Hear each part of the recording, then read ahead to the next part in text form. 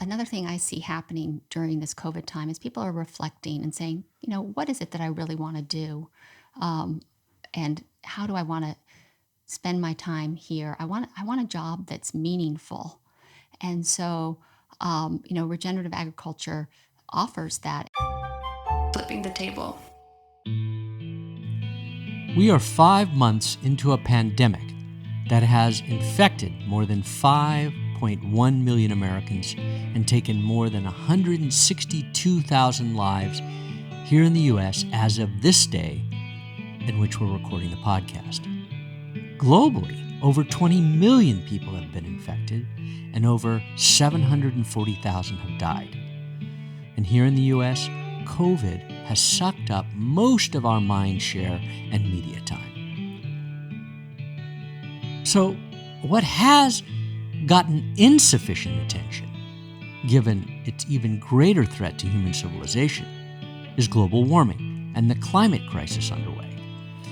For instance, in the last week of July, Baghdad, Iraq shattered all its previous heat records by surpassing 125 degrees Fahrenheit and remaining above 120 for 4 straight days.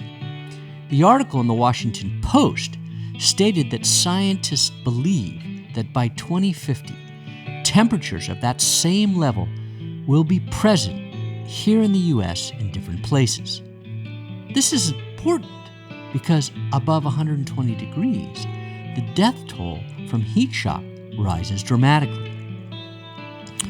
On a related issue, some of you may remember my conversation with Dr. Britt Ray a couple of months back, in which she stated that by mid-century, 140 billion to over 1 billion, I'm starting over on this paragraph.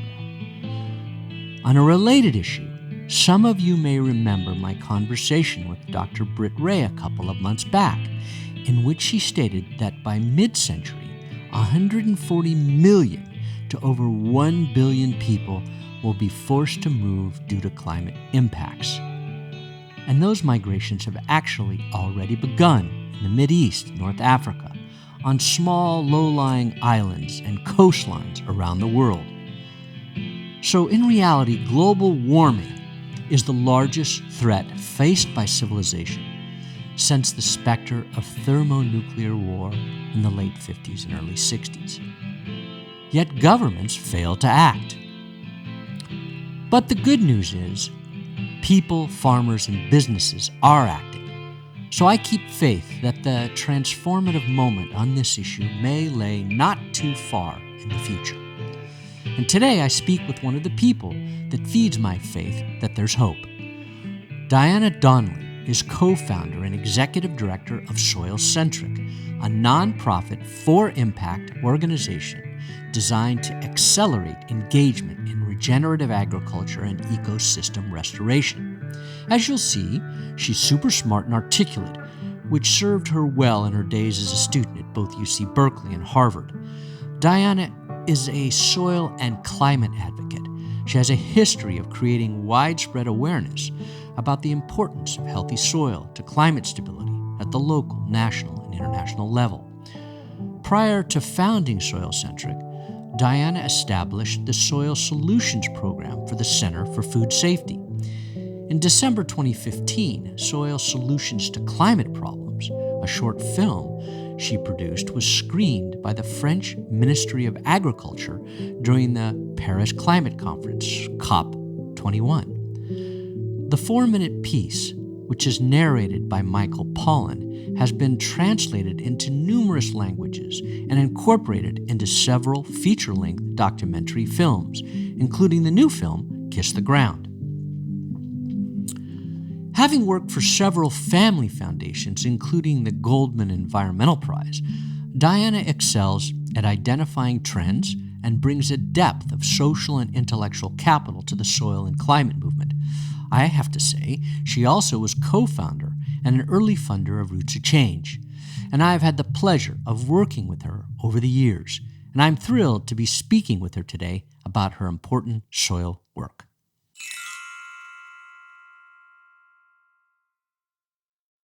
Welcome, Diana. Nice to have you here. Thanks, Michael. I'm thrilled to be here. we're sitting in my backyard, and we're at least 6 feet apart, right? Absolutely. Yeah, doing the right thing given COVID. So anyway, man, with your education, your philanthropic background, and the network that you've developed over many years of good work, you had a lot of choices with how to spend your time. So I'm really curious why and how you selected this journey, took this journey to focus on soil. Well, I can almost pinpoint the exact moment that I decided that I was all in on soil. And that was at a CalCan conference. I want to say CalCan, so yeah, that's the California California Climate and Agriculture Network. exactly. Great organization, which we work with a lot, both of us. Yeah, it's a super organization, and every other year they have a conference up at UC Davis. And I was in a session being led by a Petaluma rancher named Richard King. And he was absolutely evangelical about soil and the co-benefits associated with healthy soil. And I just had never seen anything like it. And after he was done with his presentation, I ran up to him and I said, "You got to do a TED Talk. Like, this is just incredible." And then he got all shy and bashful on me. And so I couldn't let this epiphany that I had about the importance of soil, because I've been working on food systems and I'd been working on all these other environmental issues. And let me tell you, the number of times that healthy soil was brought up was appalling. Never, practically. I mean, maybe twice in 10 or 15 years. And so once I had this aha moment, I thought, I've got to follow up with Richard, and hired a young guy named Patrick Riggs, who was a very talented videographer. And we went out to Richard's ranch, and we did a little video with him. And he got all excited again, and he said, like, soil, it's a win-win, baby. And we got it on tape, and we started showing this little video, and people loved it. They responded to it. And I was working at Center for Food Safety at the time. I was supposed to be working on food and climate issues. And I wasn't getting a lot of traction on that. Well, their big focus has been GMOs and other Exactly, things. Legal exactly, battles really is their exactly. focus, and they're an amazing organization, but that's really their focus. Absolutely. And so I got so excited about the connection between soil health and climate health that I said, we got to start a program on this. And so that's where it all began. Okay. And that was when? What year? That was 2013. 2013. Yeah. So let's talk about Soil Centric then, because you transferred over to create that. And what does it do? And talk about the Pathfinder tool. Sure. So Soil Centric is a nonprofit for impact organization that I co-founded with a man named Kyle Lawson. And Kyle's originally from Michigan, and he was working in tech in San Francisco. That's what brought him to San Francisco. And we actually met at a podcast workshop led by the Kitchen Sisters. And after we went around the table and introduced ourselves, Kyle said, I want to talk to you later. And so he was one of these millennials that had heard about the importance of healthy soil to a balanced climate and didn't know what to do with that information. And so we met for coffee, and he was asking me, what should I do next? Now what? I started talking to colleagues, and we agreed that there was a need for something that we could point people to that would help them once they heard about soil and climate and the connection. And, they had a place to go where they could find out about opportunities that they could engage with, where they could contribute their skills. So the Pathfinder tool is really the embodiment of that. And right now we have... It's a search tool. It's a search tool, right, exactly. But we're trying to keep it very personal. So it's accompanied by blogs and so forth. And my husband says, it's not brochureware. We want to make sure that it's not brochureware. We try and reach out to all the different organizations that are on the tool, and we provide a unique insight into the different organizations. For instance, if there's an opening at Will Harris's in Georgia, in Bluffton, Georgia. So Will Harris, is just tell people what that is? Sure. He is a multi-generational rancher who from time to time will take on interns. So if you go to our tool and you're interested in an internship and they have one, it might pop up. And so our pro tip would be something like, this is really a quite a remote area, if you're used to places with coffee shops and yoga studios nearby, this internship may not be for you. So, But it's one of the leading grass-fed operations in the country. absolutely. If that's your passion. Sure, exactly. So, so we have internships, we have educational opportunities. We're going to roll out some investment opportunities. Our demographic is primarily 17 to 35. However, the tool's open to everyone because we're trying to answer that question, Michael, of now what? So somebody hears about the connection, the opportunities around recreating soil health and rebalancing our climate system, and they want to engage. They need a place that will help them uncover their path, and that's what we're trying to do with the Pathfinder tool. Okay. Now, so that's the example you gave was people that are looking for careers or activities. But I went on the Pathfinder, and there are things that consumers can do, right? Yes, So there why don't you are. explain that? Sure. Because I think for someone like me who's already working, I want to be able to buy from places that are doing the right things for the environment. So we have a buy direct feature where we've aggregated a number of regenerative farms and ranches where you can buy directly from them and help them. Because right now, so many of our farmers and ranchers have lost lucrative restaurant contracts, and consumers can help them stay afloat by buying directly from them. And so we thought that would be a service that we could do during COVID. And it's also a way for people that are just learning about this field to engage. If they start getting a really nice package of regeneratively raised meats and vegetables or fruits on their front doorstep, and it tastes so much better and the nutritional profile is better for them, and they start learning and developing a relationship with these farmers and ranchers, then they might take the next step. Okay, cool. I want to ask you about something. You've used this phrase a few times now in the short time that we've been speaking that I don't hear often about rebalancing our climate. So talk about why you use that phrase, rebalancing. Okay. Well, so soil health is something that can contribute to this balance of the climate, because what's happening with climate change is that the climate is out of kilter. So this carbon, in the most simplistic terms, there's an excess in the atmosphere and there's a dearth of it in the soil. So a lot of, and this has happened over centuries, but then it accelerated since the Industrial Revolution, where long-lived carbon that was held in our soils, like our prairies in the United States, to take an example. And our forests. But in our prairie system, those grasses had very long roots that went down maybe 12 feet and held that carbon at depth. When we came through and plowed up the prairies, and only 3% of them still exist, all that carbon was released into the atmosphere, where it is a menace, right? And it's creating these heat events that we're aware of. If we were to draw that down using regenerative agriculture and putting that carbon back in the soil where it does good and a world of good and has all these co-benefits, including... What do you mean by co-benefits? Sure. Well, so this is why one of the reasons why I'm so excited about soil health is because healthy soil is a lever for creating this systems change. When the carbon is in the soil, it holds more water. And so we have a spongy soil, which when we get a wildfire event, it's going to slow it down. Or a drought. Or a drought, dry period, right? Yeah. You can imagine a dry sponge. Our soils that are lacking carbon are like dry sponges. And so that resilience is taken out of the system.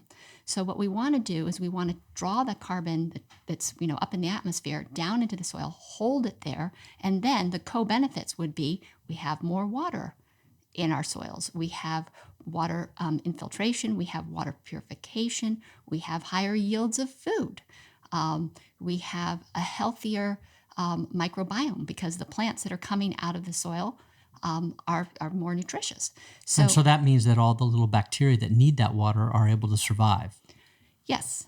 And that bacteria is really important in the plant health and our own nutrition, which we get from the plants. Yes, and we're learning more and more about the importance of soil microbiology all the time. It used to be that soil scientists thought that there were sort of the same rates of microbes around the world in different soils, and now they're realizing, oh wait, they're very specialized, and it's like scientists have a new pair of glasses that they can really study the microbiology, and there's still so much to learn. I think it was Leonardo da Vinci that said that we know more about the stars in the sky than the soil ecosystem under our feet, and apparently that still largely holds true. And that was the 1400s, probably. Yeah. Wow, that's crazy. Okay, well, that's good. Thank you. So the rebalancing is actually the carbon balance you're talking about, pulling the more carbon into the soil to get it out of the atmosphere and hopefully help cool the climate. Okay, so I want to change direction a little bit, and I want to talk about your state of mind, how you're feeling about our nation and the world, really, and its prospects for working through the multiple challenges before us, given this overlay of COVID. Well, my state of mind tends to be very optimistic because I think that regenerative agriculture is so hopeful. So, after you had the fires here in Sonoma, the following spring, there was already green grass growing. So nature is incredibly resilient. And I think that we have a tendency as humans to think that, we're inherently bad for nature. And yes, we certainly abuse nature a lot, but we don't necessarily have to be in this adversarial relationship with nature. We can partner with nature, and we can help create the conditions for her to flourish. And then by extension, we also flourish. So I think what COVID's doing is it's showing us that we have some really important choices that we need to make, and that we have to reprioritize as a society what's important to us. But nature has this potential to resurrect itself if we don't interfere. So we have to figure out what the appropriate level of our interaction is, and helping to create the conditions will enable nature to bounce back faster. So if you think of this, soil as the Earth's skin and as a living ecosystem, well, if you cut your skin, then nature comes along and creates a scab, and that's what happens on the Earth too. Nature will go in and have their first responders, weeds and different things, trying to heal that over. Mm-hmm. So I think that COVID does give us this opportunity. I mean, it's really sad to see so many small businesses going under, and particularly our friends in the restaurant world. But I think it also helps to show what's really important. Good food, good friends, clean air.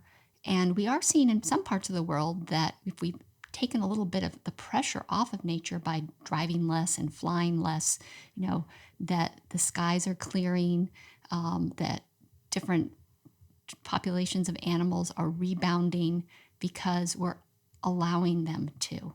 So while it is, really sobering that there's no end in sight to this pandemic, I think that there are some opportunities for us that could be a net positive. Well, that's encouraging. But go ahead. You want to ask something? There's one other thing I wanted to point out about COVID. So we've seen, because of the decrease in travel and vehicles and so forth, we've actually have not seen a huge drop in CO2 levels. So the Keeling, curve shows us that we're at about 400. The Keeling curve, what's that? What measures the CO2 in the atmosphere? Named after a scientist who came up with the system, probably. Yeah, so they measure it every day in Hawaii and Mauna Loa Observatory. And, we all know this number 350 that we're not supposed to exceed for having climate, a normal Parts balance. per million, Parts right? per million. Yeah. We're at about 412. So we've far exceeded that 350 mark.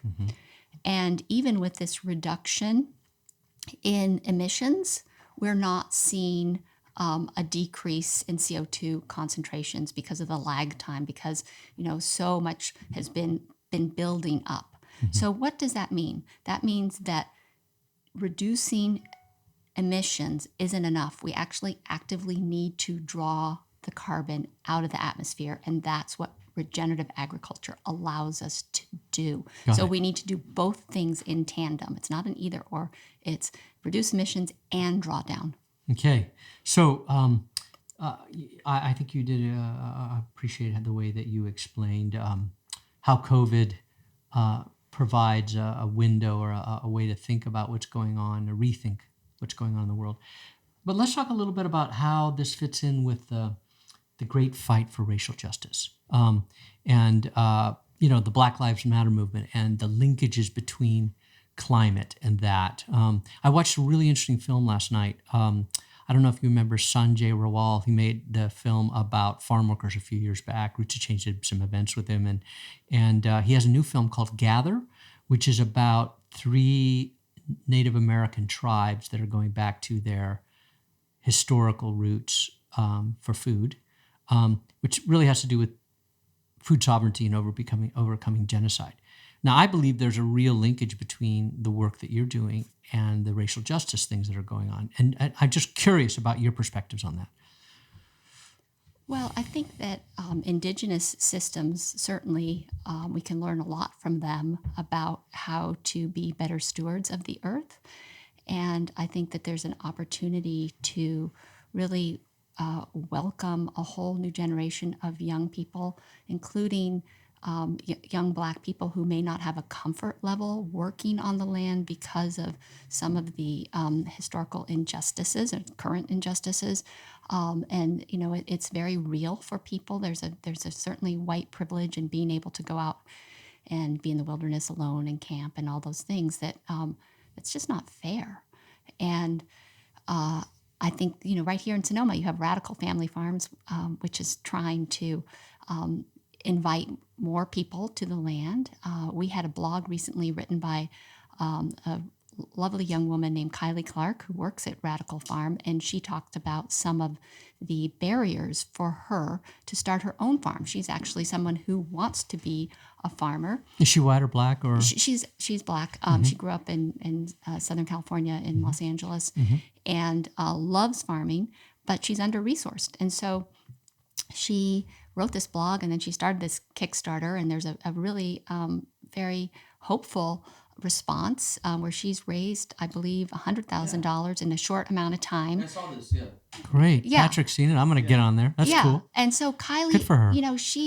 We need more Kylies. We need more people who are empowered to farm and work the land, even if they grew up in South Central Los Angeles. Wow, that's a great story. That makes me feel really good. I'm so glad to hear that.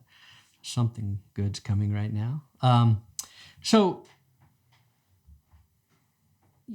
you see a way to put the focus on climate change, or you've never taken your focus off climate change, and the ability to repair the situation, or to help solve the climate crisis. But how are we going to get the rest of the country to do that? What is the pathway to reawaken people and connect COVID and connect all these? Like, how are we going to do that, in your view? I think it is through the young people, because they are. Another thing I see happening during this COVID time is people are reflecting and saying, what is it that I really want to do? And how do I want to spend my time here? I want a job that's meaningful. And so, regenerative agriculture offers that. And there's so many different ways to get involved. And it's beyond, these problems are systemic, and the solutions are also systemic. So, if we focus on recreating this soil sponge and healthy soil, then we solve for pattern, as Wendell Berry says. We improve the water cycling. We improve human health by extension of having soil health that's healthier. We create the conditions for biodiversity to flourish. So climate is the big, sort of granddaddy of all these problems, but it's nested in a suite of other problems. There's some people that will say, soil health is not a silver bullet. No, it's not. But is there any silver bullet? I don't believe that there is. But it's a lever that addresses multiple problems simultaneously and starts to move us in the right direction. So I feel that the opportunity to engage, and there are people out there. I mean, it's a new field, and there's a lot of work to be done. There's some pioneers, but there's still so many disciplines that still need to come into existence. I mean, John Fullerton, who's a guy who worked on Wall Street at I know JP, John. Great guy. JP Morgan, he left and started the field of regenerative economics because it didn't exist. So we need people like that that have a variety of skill sets. And yes, of course, we also need people to work the land itself. Yeah, I think more than we have now. So through the young people, you think that they're going to pick up the, I don't want to say cudgel because that sounds negative, but I mean, when you look at the lack of action from governments, and even the French government, which tried to start taxing gasoline, folded to the uprising of the yellow vests in Paris and other parts of France, because people pushed back. But to me, that was weak leadership. It's like, it's really, I mean, this is life. People see, my belief is that it's very hard for human beings to look reality in the face when it seems threatening. People want to go into denial, and they don't want to look at it. They don't want to change their ways of acting or being because it's uncomfortable. And so what I guess you're saying is that young people, because they don't have 50 years of habits, are more flexible and therefore are willing to do the things? Or is it because they actually see the future and they're afraid, so the fear is driving them the other direction? I mean, what do you think? Well, I think for many years, the climate movement beat us all into a corner and said, the sky is falling, this is going to happen, just gloom and doom, and polar bears and so much. But it was always focused on the negative, right? And it was terrifying. And I think that sometimes when people are terrified, they're paralyzed into inaction. When you hear about the potential to actually, that regeneration is possible, that we can, forests can come back, animals can heal the climate, heal the animals world. that were on the brink of extinction can come back, community can come back. All of these things that we hold to be precious can rebound if we create the right conditions. That gives people a certain amount of agency. And so if they have agency, then they'll take action. If they're terrified, as you said, and then you're just kind of like, what's the point? And is it 5 o'clock yet? Can I have my beer? But once you see like, oh, wait a minute, the future hasn't been written, and we do have some choices we can make. It's not inevitable. Then I think that young people in particular are really invested in creating something good for themselves. I don't know if you heard the podcast we did with Dr. Britt Ray maybe a month ago. She's written a new book called Generation Dread, which emerged for her because she was thinking, she's in her 30s, and she and her husband, she's a PhD, he's a diplomat for the Danish government here in San Francisco, and they were thinking about having kids, but they really started to face, their concerns about the future, and they were seeing it in many of their friends. And then she started reading, because she's a PhD in science communication, and she started reading about all these people her age, her cohort, who are facing the same anxieties. And her theory was that if you're awake to what's happening, you are in danger of psychological issues. And in fact, she found by doing research that it's popping up all over the world. Psychiatrists are reporting all these people are suffering from deep anxiety and numbness, fatalism, doomerism. And you see it in all these groups that are out there with all these theories about what's happening, and it's the what do you call it? They're waiting for the collapse. And so she started to investigate at the same time what is the antidote to that. And she's finding all these incredible projects around the world where people are getting together to, let's say, grieve species or work together on their anxieties. And the whole goal is to re-energize people, as you're describing, to give them agency again, to realize that there is a future, but we need to act and not be enveloped by our fear. So you're echoing something that I've been hearing in many different places, actually. I think it's come up. It came up in a certain way with Mia Cotto when we talked about Black Lives Matter and the relations between those with privilege and those not, black and white folks. So yeah. So I keep asking this question because I think we're in this really weird moment because of COVID. I mean, look what's going on. Half the country or 40% of the country is like, I'm not going to wear a mask. I'm not going to do this. I read this morning about Georgia, what's happening with all the schools, all the kids that have gotten frickin' the disease in a week. It's incredible what we'll do in terms of denial. So I'm sorry I went on that little rampage, but I think it's so important for us to think about this thing. No, absolutely it is. And I would like to read that doctor's book because I've met many of these young people with eco-anxiety, and I've suffered from it myself at different points, which is why I get so excited about coming back to it again, about healthy soil, because that's just something so fundamental.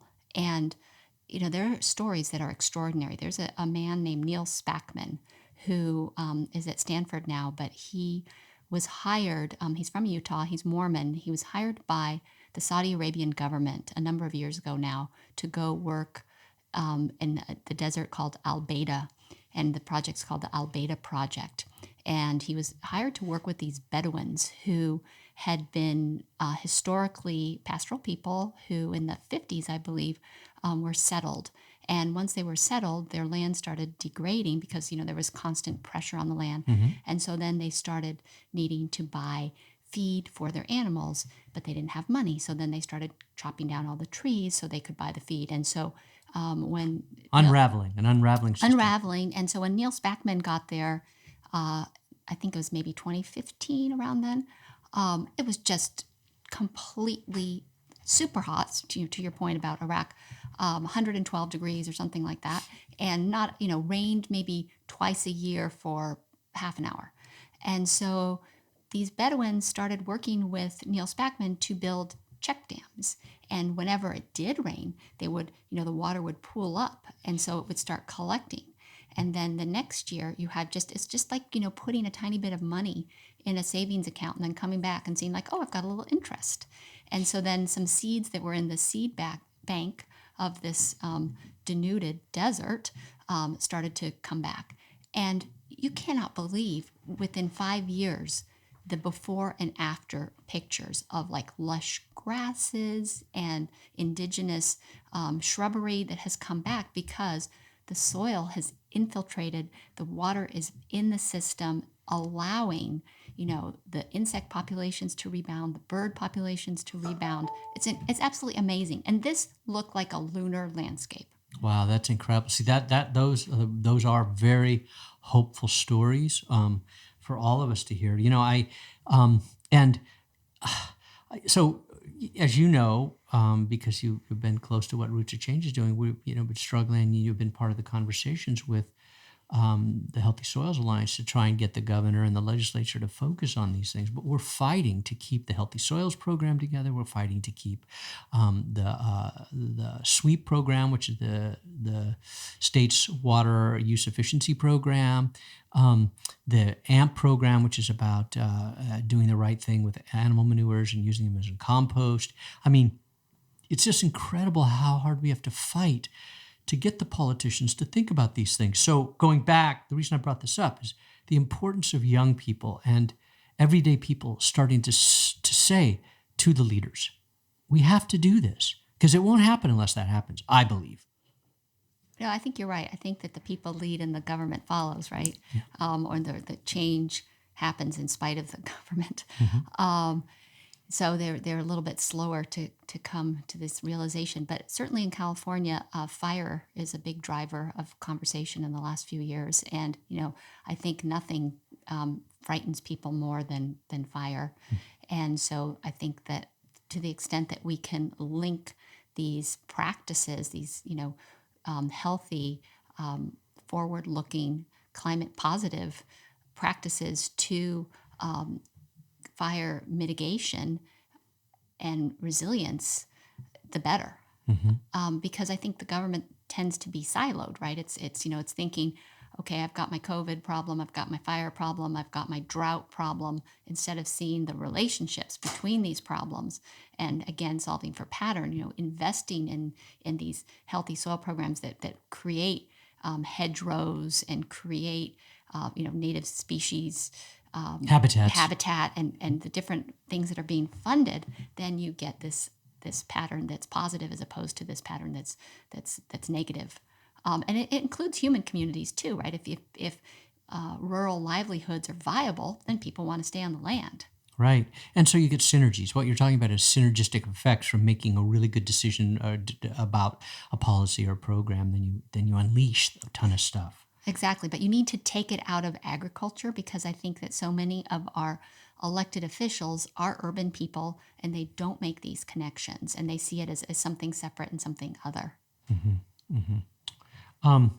So, you're in a certain, so you're part of what I would call the good food movement, or the sustainable food or regenerative food movement, food and agriculture movement. And that's an ecosystem, right? There are many streams, is another metaphor for it, many streams that go into this river that's trying to change things. So when you think about the stream or the subset of the larger ecosystem of organizations that are doing climate work, which ones do you think about? I mean, who are you in touch with? Who do you think about? Who do you try and work with?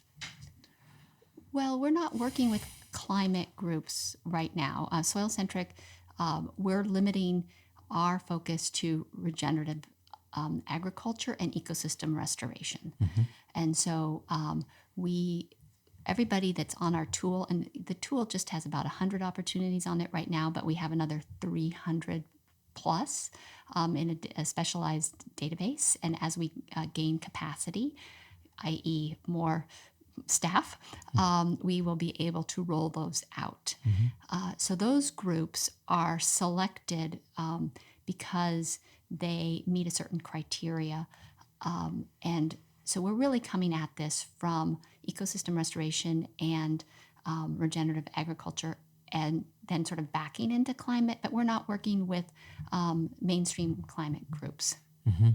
And that's because because most of those are fighting kind of the negative fight, or it's because you're trying to get people to act by either taking a job or working with an organization or buying their products. Well, we feel that in the climate movement, per se, that nature and natural solutions haven't yet gotten their due. And that the potential is incredible. There's a professor at Ohio State University named Ratan Lal. He just actually won the World Food Prize, and last year he won the Japan Prize. So this guy is, very highly decorated and really has been a soil scientist for. He's a pioneer in this field. He's a pioneer in this field. He estimates that the technical potential for drawdown that we talked about earlier, so the bringing the CO2 out of the atmosphere and putting it back into the soil ecosystem, if you take the soil piece of it and combine it with terrestrial growth, so vegetation basically, the potential of those two together is 157 parts per million. So that would, if we were able as a species to, in the next 50, 60 years, achieve that level of drawdown by improving soil health and revegetating the earth, we would, the potential is to get us back down below that 350 and then some. We'd be down to 255. Yeah, so we'd be down to, I believe that's pre-industrial levels. From So- three, we'd be below 350 by far. We'd be below. But so 350 you're by- saying just by roots and plants on top. So that would require changing a lot of our agricultural systems, or would that require restoring forests and other places? It would require an incredible amount of photosynthetic activity. So our biggest, as I see it, our biggest ally in stopping the climate catastrophe, the climate crisis, if you will, is increasing photosynthesis. So because plants, absorb that Light. and they take that carbon and they bring it down into their roots, and then they trade it with the biology in the soil in exchange for other nutrients. And so that's what's actively drawing down the carbon. But we've deforested half of this planet. So what does that tell us? It tells us that we have an opportunity to reforest, right? And we can do agriculture as an activity in a smarter way that is more diversified, that doesn't have all its eggs in one basket, with monocropping and with all these greenhouse gases that they're associated with industrial agriculture, including nitrous oxide. All those pesticides that we apply to the soil, those are manufactured using copious amounts of Fossil fuels. So if we get off of the fossil fuels in agriculture and we, do this regenerative agriculture, we can increase our yields, we can increase our water holding capacity, and we wouldn't have to get into, clearing the remnant forests that we have left. I just heard the other day that the only original forest land left in Europe is in Poland, and it's in danger of being razed. So, that we need those original forests. Yeah, it's I mean, if you were to, in your estimate, because I totally, I think that it's clear to me that this is the path. And I don't know if Ratan Lal or you or other people that you are reading or working with are thinking about, well, let me jump here because you're very familiar with the whole idea that Wendell Berry and others have put together for a 50-year farm bill. So if you were thinking about the transition that you're talking about, a move to full-scale regenerative agriculture, how long do you think it would take to get to that, what you're talking about? Well, apparently in the Midwest, it's happening a lot faster than... What's happening? Describe that, what you mean. So this move to regeneration, and a lot of it is being driven by crisis. So, this idea that people are very comfortable in their habits and, concerned about what their neighbors and their community might think if they started doing something differently. When a farmer or a rancher is faced with going out of business or doing something differently, that's often the moment when they adopt these regenerative practices. And I've heard story after story where that's been the case. So unfortunately, the farm economy has suffered so much that the silver lining of it, if you will, is that farmers are being pushed to adopt these practices more quickly because they're like, what do I have to lose? So right? they're not tilling the land. Is that the biggest thing? That's what I read about. You hear about they're not tilling, but And they're adding cover crops, and there are a suite of practices that they're adopting and sort of weaning themselves off of this industrial model. So how long is that going to take? How long is it going to take? What would you estimate? I mean, your gut. I mean, no one's going to hold you to this. I'm just trying to give the audience a sense of what you, as a person who's positive about the future, thinks. How long is this going to take? I think it could happen in the next 20, 30 years. 20, 30 years. Yeah, I think we haven't reached that tipping point yet, but we could very quickly with the internet and with enough positive examples out there.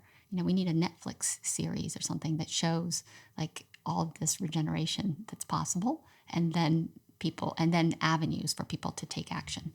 We've had a few interviews with Aaron Fitzgerald, who is the new head. Well, it's been over a year now, U.S. Farmers and Ranchers Alliance, which before was basically trying to convince people that industrial agriculture was fine, and now she's really trying to get all the big commodity groups, particularly in the Midwest, to think about changing the paradigm so that farmers are a solution to climate change and to a green economy. So very much aligned with what you're talking about. Now, she comes from that world, so she speaks their language and she's trusted, but she's doing something very bold. And I got an email from her this morning because I introduced her to some union leaders because she's having this big meeting with all these different parties and she's trying to bring the unions in. She's trying to bring everybody to the table that's involved in food systems to try and get people to actually commit to this new direction. So when I hear what you're saying, and I am reading the same things and hearing the same stories about, what's happening in the Midwest, I'm hearing it. They're farmers and ranchers, more people moving to grass fed to use animals to heal the soils and the forests. I do have hope, but I do believe that the work that she's doing is absolutely critical because if she can't move the big boys, and I'm saying boys because it's almost all, and she's a powerful woman. But she's got to move some huge forces that are very entrenched and make tons of money the way things are. Now, they're even listening to her because, as you said, agriculture is in crisis in the Midwest. I just read this morning about this drought that's going on that I didn't even know was going on in the Midwest. It's like the corn croppers, are really struggling. So yeah, it's the context that's going to shift things, I think is what I hear you saying. And as it gets more intense, more people are going to shift. Is that right? Well, I think that she would do well probably to avoid the words climate change because for whatever reason, those became fighting words a number of years ago. But when you start with healthy soil, nobody's going to debate that and say we don't want healthy soil. Like every farmer, their soil is their asset. It's their it's well, what they need to work with every day. Believe me, she knows what she's doing with those people. Yeah. So I think that because there are a number of people that are starting from soil health, that climate mitigation and climate resilience and climate solutions, it's just sort of like the cherry on top, but it's not the starting point. The starting point is how are we going to make you profitable, Michael, and Right. keep you on the land, Right. And so let's look at your soil not as a growing medium that you douse with pesticides and put a lot of inputs, but as a living ecosystem, and you start, encouraging that microbiology and that carbon in there, and then, then you start seeing the results. You start seeing like incredible yields, and you start seeing, when you have a weather event that your water infiltrates instead of causing, big mud flat, those sorts of things, and that can happen pretty quickly. Mm-hmm. Good. So we're about out of time. So got one longer question, one short question. So the longer question is, if you could do one thing to alter the context, or lessen the impediments to progress, what would it be? Well, one thing is always a little tricky. I would love to young people. I wish that that they had some hope, that they realize that we still do have a window of opportunity, that it's not necessarily, the end times are not necessarily in front of us, that we can still change direction. We have to scramble, we have to do it fast. But if we enlist nature as our ally and we see ourselves, if we have a little humility in this situation, And work with humus. yeah, that we will see that we can make a really great difference. So I think that my one thing would center around a different scenario for the future than what's currently out there. That people carry in their heads. Yeah. Yeah, good. I like that. I'm with you. That's fantastic. And that's why I like the Pathfinder tool, because it kind of gives, that's why you probably call it a Pathfinder, because you're finding a pathway to that mentality about the future. There is a way for you to have agency and do something to make the world, to heal us in this incredible moment. So, yeah, I want you to give people how do they find out about Soil Centric, and how do they send you a donation, because you're a nonprofit and you're in startup mode, really. And, it'd be great to get people who are listening to send a donation and help you to expand your database of all these organizations that are out there doing good work that need people to work for them and people to buy their products. And so give us the different ways people can help you do your work. Sure. Well, we're on the internet at soilcentric.org. And SoilCentric is all one word, no spaces or anything. And then when you come to our homepage, there's a little tab that says something like, explore regenerative opportunities on our Pathfinder tool. And then if you click on that, it will take you to two different pathways. So we've identified what we call farmers, ranchers, and land stewards. You go one way, and those people are generally looking to transition from conventional to regenerative, and that's one path. Or if you're not a farmer, rancher, or land steward, and you're more of a generalist, you can go a different path. Or there's a third option at the bottom of the page where you can just see all the different activities that we have out there. And there is a little PayPal button that says, donate and so forth. And we need people to donate. And we'd be thrilled with your donation. No donation is too small. And so we are fiscally sponsored by actually a group here in Santa Rosa, Inquiring Systems, Inc. They've been lovely to work with. And so the money goes to them and then they distribute it to you. Exactly. Yeah. Great. We're lean and mean. We have, in addition to Kyle that I mentioned, who is our technical and design director, we have a wonderful woman, Jennifer Morehouse, who's volunteering with us, who has a background in consumer packaged goods. And she looked us up on LinkedIn and said, hey, I want to come help you because I'm really interested in regeneration. Wow. And so that's been great. And we have people write blogs for us. There are a number of ways to get involved. Great. Well, as always, I really enjoy speaking with you, Diana. It's always great. And really happy that you have launched SoilCentric and then you're marching forward and you're giving people pathways to become part of the solution.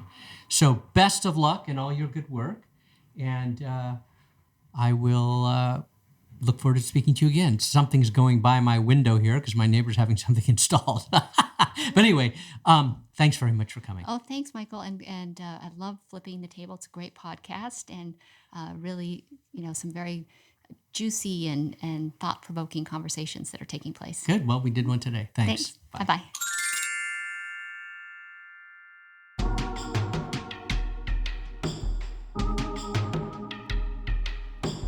Hey, this is Michael. As you know, Flipping the Table is sponsored by Roots of Change. You can keep our program going by making a contribution to Roots of Change through our website, rootsofchange.org.